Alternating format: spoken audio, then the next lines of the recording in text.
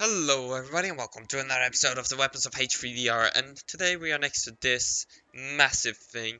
This is the closest thing to an artillery piece apart from the 1911 oversized we have in the game at the time of recording. This is the Gatling gun. It's fed by a gravity feed, so you just dump some ammo in there, and it has a bunch of barrels. I believe this one has 10 barrels. We will count. 1, 2, 3, 4, 5, 6, 7, 8, 9, 10. 10 barrels. It is a machine gun of sorts. This is the Gatling gun. I think I already mentioned that. It comes on this artillery carriage. You aim it. I hear the ice cream truck in real life now. Okay, that's weird since it's like 10:30 in the afternoon right now. Strange. So it's a hand-cranked weapon. I can't remember the chambering. It was introduced in 1962, I think, and it was actually used by the US in the Civil War, or the Union, the North, and but it wasn't officially adopted by the US Army until 1967, I believe. 1867, my mistake, which is after the Civil War, if my history serves me correct. However, it was adopted, and there was a famous incident involving this, or rather, not involving this. The Battle of Little Bighorn. General, or was it General? Sergeant? Major? Whatever. Custard. I think Custer. Or was it Custer? Now I'm embarrassing myself. But at the Battle of Little Bighorn, he decided not to bring Gatling guns.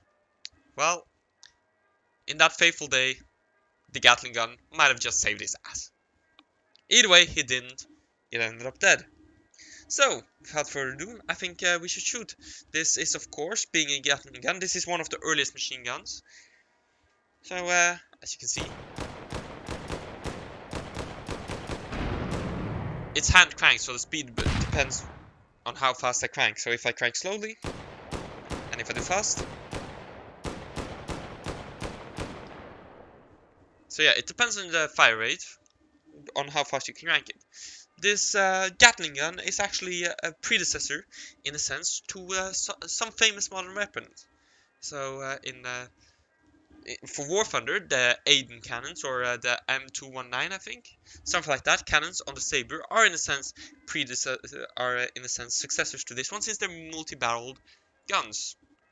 They are, however, not manual. You don't have to sit there in the cockpit and crank it, you know. But still, it's a predecessor. The Germans had some designs, multi-barrel, which of course those weapons again are based on. That's going a bit too detailed.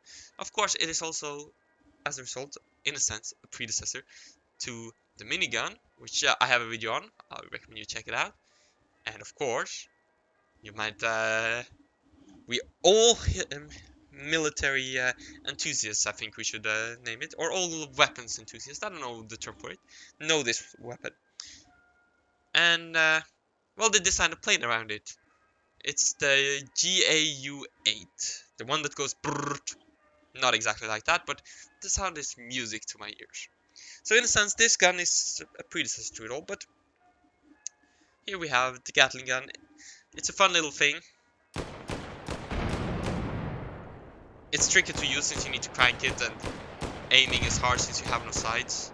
Other problems with this, of course, the carriage. It was massive, it's heavy. You required a crew of 4, I believe, to operate. It's, of course, hand operated, so it gets a bit tiring.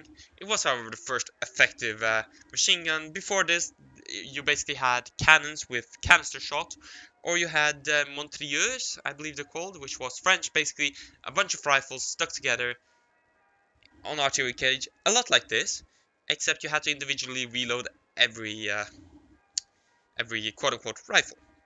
I don't know what to call it, I'm just calling those barrels rifles for that.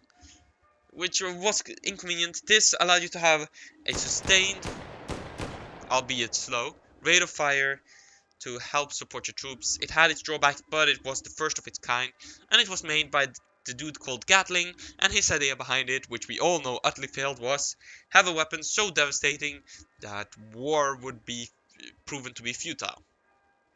Yeah, we all saw how that turned out. Yeah. So, I think that covers it. Oh, this was also mounted on boats. You can see the usefulness of it. So I think that covers it. I hope you enjoyed this special little episode of H3VR. Be sure to leave a like, subscribe, and all that. Be sure to vote on the gun you want to see in the comment, in the poll in the description below. And I'll see you guys in the next one. Bye!